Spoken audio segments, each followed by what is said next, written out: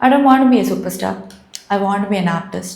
തമിഴകത്തെ ഏറ്റവും വലിയ സെലിബ്രേറ്റഡ് നായകരിൽ ഒരാളായ ശരവണൻ ശിവകുമാർ എന്ന സൂര്യ അയാളുടെ കരിയറിലുടനീളം ആവർത്തിച്ച് പറഞ്ഞിട്ടുള്ള ഒരു ഡയലോഗ് ഒരുപക്ഷെ ഇതായിരിക്കും. തുടർച്ചയായ പരാജയങ്ങളിൽ അയാളുടെ സ്റ്റാർഡം ഇനി തിരിച്ചു വരില്ലെന്ന് പറഞ്ഞവർക്ക് മുന്നിൽ തൻ്റെ കരിയറിലെ ആദ്യ 200 കോടി ചിത്രത്തിൻ്റെ വിജയത്തിളക്കത്തിലാണ് ഇന്നാ മനുഷ്യൻ. കരിയറിലെ ആദ്യ 200 കോടിയെന്ന് നിങ്ങൾക്ക് അതിശയം തോന്നാം. സൂര്യയ്ക്ക് മുമ്പേ വന്നവരും പിമ്പേ വന്നവരും 200 കോടി ക്ലബ്ബുകൾ കടന്നപ്പോഴും സൂര്യ എന്ന നടന് ആ സംഖ്യയിലേക്ക് നടന്നെടുക്കാൻ ഇത്ര കാലങ്ങൾ വേണ്ടി വന്നിട്ടുണ്ട്. എന്തുകൊണ്ടായിരിക്കാം അത്? തമിഴിൽ വിജയും അജിത്തും വിക്രമും എല്ലാം കൊമേഴ്ഷ്യൽ സിനിമകളിലൂടെ തങ്ങളുടെ സ്ഥാനം അരക്കിട്ടുറപ്പിക്കുന്ന കാലത്താണ് സൂര്യ സിനിമയിലേക്ക് എത്തുന്നത്. അഭിനയിച്ച ആദ്യ ചിത്രങ്ങളുടെ പരാജയം മൂലം ഇനി സിനിമയിലേക്ക് ഇല്ലെന്ന് തന്നെ ആ ചെറുപ്പക്കാരനെന്ന് തീരുമാനിച്ചിരുന്നു. പക്ഷെ എന്തുകൊണ്ടോ എവിടെ വെച്ചോ തോറ്റു മടങ്ങാൻ അയാൾ തയ്യാറായിരുന്നില്ല. ഡാൻസ് അറിയില്ല, ഫൈറ്റ് ചെയ്യാൻ അറിയില്ല, ഡയലോഗുകൾ പറയാൻ അറിയില്ല, ഒരു ക്ലോസപ്പ് ഷോട്ടിൽ മര്യാദയ്ക്കൊന്ന് ചിരിക്കാൻ പോലും അറിയുമായിരുന്നില്ല അന്നത്തെ സൂര്യയ്ക്ക്. നടിക്കാൻ അറിയാത്തവനെന്ന് തമിഴ് സിനിമാ ലോകം കളിയാക്കിയ ആ ചെറുപ്പക്കാരനിൽ നിന്ന് പിന്നീട് അയാൾ നടന്നു കയറുന്നത് തമിഴ് സിനിമയുടെ നടിപ്പിൻ നായകൻ എന്ന പദവിയിലേക്കാണ്. നേർക്കുനേർ എന്ന ചിത്രത്തിൽ വിജയോടൊപ്പം ഒരു പ്രധാന കഥാപാത്രത്തിലൂടെ സിനിമയിലേക്ക് തുടക്കം കുറിച്ചെങ്കിലും ബാലയുടെ നന്ദ എന്ന ചിത്രമാണ് സൂര്യയുടെ കരിയറിലെ ആദ്യ ടേണിംഗ് പോയിന്റിന് കാരണമാകുന്നത്. അഭിനയത്തിന്റെ 5ാം വർഷത്തിൽ തമിഴ്നാട് സർക്കാരിന്റെ സ്റ്റേറ്റ് അവാർഡാണ് നന്ദയിലൂടെ അന്ന് സൂര്യയെ തേടിയെത്തുന്നത്. പിന്നാലെ 2003 ഗൗതം മേനോന്റെ കാക്ക കാക്ക എന്ന ചിത്രം റിലീസായതോടെ സൂര്യ തമിഴ് ഇൻഡസ്ട്രിയിൽ തന്റെ സ്റ്റാർഡം ഉറപ്പിച്ചു നിർത്തി. റഫായ മാസായ അൻപുചെൽവൻ എന്ന കഥാപാത്രം പിൻകാലത്ത് തമിഴ് സിനിമയിലെ തന്നെ മികച്ച പോലീസ് വേഷങ്ങളിൽ ഒന്നായി മാറി. അപ്പോഴും തമിഴ് സിനിമയുടെ മാസ് മസാല ചട്ടക്കൂടിനുള്ളിൽ ഒതുങ്ങി നിൽക്കാൻ അയാൾ തയ്യാറായിരുന്നില്ല. കാക്ക കാക്കയ്ക്ക് ശേഷം റിലീസിനെത്തിയ ബാലയുടെ പിതാമകനിൽ സൂര്യയുടെ ആക്ടിംഗ് കണ്ടവരൊന്നും പിന്നീട് അയാളുടെ നടനെ ചോദ്യം ചെയ്തിട്ടില്ല. സ്ക്രീനിൽ പ്രേക്ഷകരെ കരയിപ്പിച്ച ആ മുഖം ഒരു ദശാബ്ദത്തിനപ്പുറം ആരുമൊന്നും മറന്നിട്ടുമില്ല.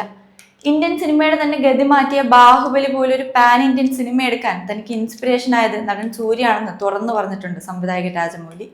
ഗജനി എന്ന ചിത്രം സൂര്യ തെലുങ്കിൽ പ്രമോട്ട് ചെയ്ത രീതിയാണ് ബാഹുബലി ചെയ്യാൻ രാജമൗലിക്ക് പിന്നീട് പ്രചോദനമാകുന്നത്. ഗജനി ഹിന്ദിയിലേക്ക് റീമേക്ക് ചെയ്യപ്പെട്ടപ്പോൾ സൂര്യയുടെ പ്രകടനത്തിനൊപ്പം തനിക്ക് എത്താൻ സാധിക്കുന്നില്ലെന്ന് പറയുന്നത് ബോളിവുഡിന്റെ സ്വന്തം ആമിർ ഖാനാണ്. കൊമേഴ്ഷ്യലിയും ക്രിട്ടിക്കലിയും വലിയ ഹിറ്റായി മാറിയിട്ടും വാരണമായിരം മറ്റൊരു ഭാഷയിലേക്കും റീമേക്ക് ചെയ്യാൻ സാധിക്കാതെ പോയത് സൂര്യയെ പോലെയുള്ള ഒരു അഭിനേതാവിനെ മറ്റൊരിടത്തും തനിക്ക് ലഭിക്കാതെ പോയത് കൊണ്ടാണെന്ന് ഗൗതം മേനോനും പിന്നീട് പറയുന്നുണ്ട്. പരീക്ഷണ സിനിമകളോടും മുഖം തിരിക്കാത്ത രീതിയായിരുന്നു എല്ലാ കാലവും സൂര്യയുടെ ഏറ്റവും വലിയ മികവ്.